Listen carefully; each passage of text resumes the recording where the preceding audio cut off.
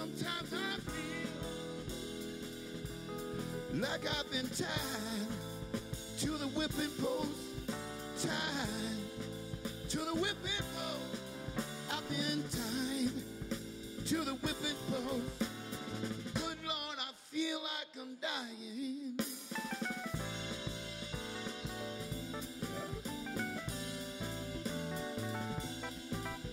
I'm Al McFarlane. You're listening to Conversations with Al McFarlane. We promise you robust conversation. That's what we always do. And we're glad to be here.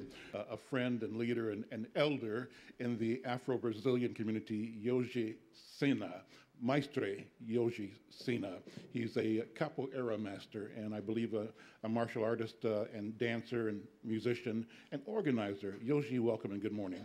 Good morning, everybody. Thank you all to invite me here. And thank you for promoting me to elder today. All right. Well, you've joined our ranks, you know. And the point is this. You represent a large group of Africans in the West. In fact, the Afro-Brazilians are more in number than African Americans. The largest body of Africans outside of Africa probably is that part that you come from in Brazil. Is that correct? That's correct. I'm from Bahia. Okay, so talk about the Afro-Brazilian culture and why it is important for us to understand and grow our culture and to grow our connections. Okay. I come from Bahia, as I say. It is a state in Brazil where first the Portuguese arrived, and is a state which the population is 80% black, of a population of almost 20 million. The city of Salvador, it's 3.5 million, and I would say 90% are black. Brazil, the peculiarity of Brazil, it is the country, the single country where there is the largest population of Africans after Nigeria. So where there is more black people is in Nigeria as an area, and then is Brazil that is outside of Africa, because our population is 190 million and approximately 60% it's of black descent. So we are, I think, bordering 100 million black people in Brazil. And so what does it mean for developing progress for the culture? We're coming out of experiences of oppression. You, the First Nation in North America, experienced oppression from European encroachment, invasion, colonization. We, as Africans in the West, as New World Africans, experienced the transatlantic slave trade, but we have emerged and evolved, and our culture is so rich and so vibrant and so resilient that we are a major force.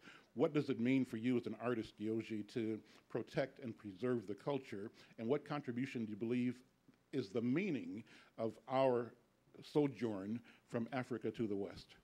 I think what has contributed greatly to us to survive and emerge has been our culture and the diversity that there is, and the I would say the function of ground us every time with our own culture, like possibility, almost I would say a psychodrama that our culture has to us, which give us sanity to face those oppressions.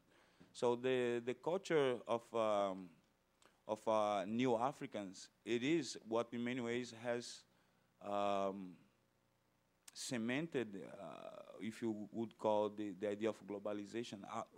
What is out there as far as music, it's these rhythms of African descent from the Americas that we are in many ways passing from us to the other cultures, these functions that culture has, the expression, the rhythm, and any other aspect of our culture that is captivating to everybody, you know? You've created a new Afro-Brazilian Center. Tell us about that. Yes, we have in Minneapolis called Central do Brasil. It's a Brazilian cultural center. It's located in South Minneapolis in 2609 Aldrich. And we have Brazilian Jiu-Jitsu classes, capoeira, samba dance, percussion, West African dance, and Portuguese classes. Okay. And is it open for everybody? Should everybody come? It is. Everybody come. It is an Afro-centristic yet inclusive group. So you're going to see that we are very social and I would say, gregarious. One of the great Brazilian stories that I remember is a movie. It was called Zumbi do Palmares. It was a movie called Quilombo. Yeah. Talk about that. What is the Quilombo concept, and what was the spirit, the meaning of the work and life of Zumbi, who was an elder, a young warrior turned chief, I believe? Zumbi, it is the greatest figure to Afro-Brazilians of resistance. He was the leader of the Quilombo of Palmares. Quilombo's, it's the name Quimbundo for community. So it was the runaway slaves communities that is spread out through over Brazil, and still today you find some remnants and some actual Quilombos that they, as I mentioned, I sent to you the other day, they found 3 sisters that the youngest one I think is 80 years old, and they speak a Congo dialect that just them 3 can understand. That in many ways is a time capsule.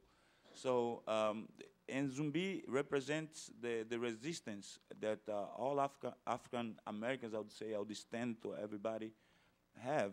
He was the leader of the first experience of a real democratic state in America, that was Palmares, that would host anybody that was persecuted at that time. It was an Afrocentristic community, but was inclusive.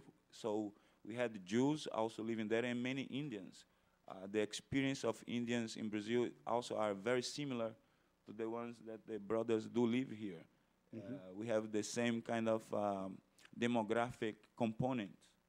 So there is this cultural capacity to be open and to be inviting, to be inclusive, that we think is at the center of our culture as First Nations and as African people. Listen, I want to thank you all for being here. I'm Al McFarlane. You're listening to Conversations with Al McFarlane. I'm going to continue in a minute. Stay tuned.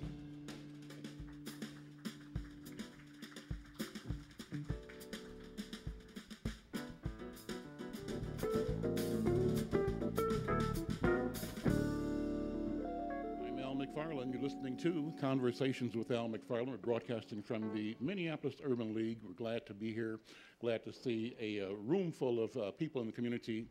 A great time, and we thank you all for being here. I want to begin this part of the program, and the end part of this program is a presentation by the new CEO of the Minneapolis Urban League, Mr. Scott Gray, who is here just to be introduced to you and to speak to you. Give him a round of applause.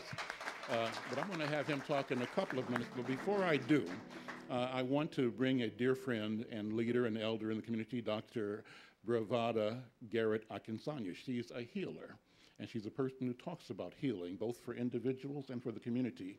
And I think that what we need right now is healing in our community. We are going through a period of contention, of allegation, of accusation, of turmoil, some of which may have basis, some of which does not.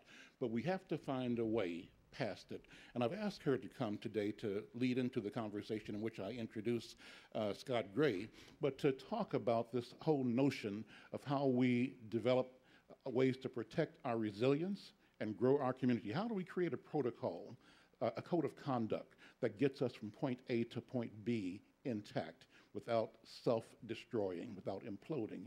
Doctor, what do you think? Thank you so much. I'm glad to be here, Al, and I'm more than happy to see that we're progressing in our community and the movement that the Urban League is making toward change. This is our time as a community to change. And change is not always bad, although it's difficult to make. As a clinical psychologist with almost 30 years of experience, I know people change. I know people go through stages of change. One of the first stages is called pre-contemplation, where you don't even know you need to change. Remember how we used to feel about salt and pork until we started realizing it was giving us high blood pressure? Well, some of us have to understand you move from places of not knowing to knowing. And one of the biggest strengths that we have as an African people is our ability to survive. Because we have survived on cornbread, collard greens, ham hocks, turkey legs, chicken wings, way before they got popular. And the reason we survive is because we have kuumba, creativity. And we know that through our creative selves, we can create a new reality for ourselves.